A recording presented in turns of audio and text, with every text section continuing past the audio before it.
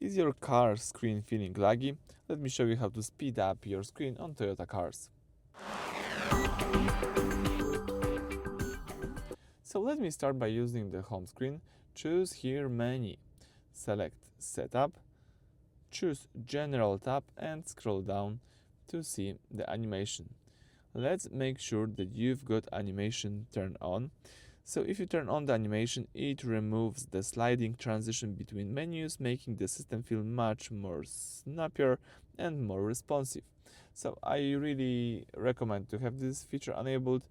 Without this feature, everything looks not so smooth, so let's just enable the animation and enjoy using your menu in the best possible way.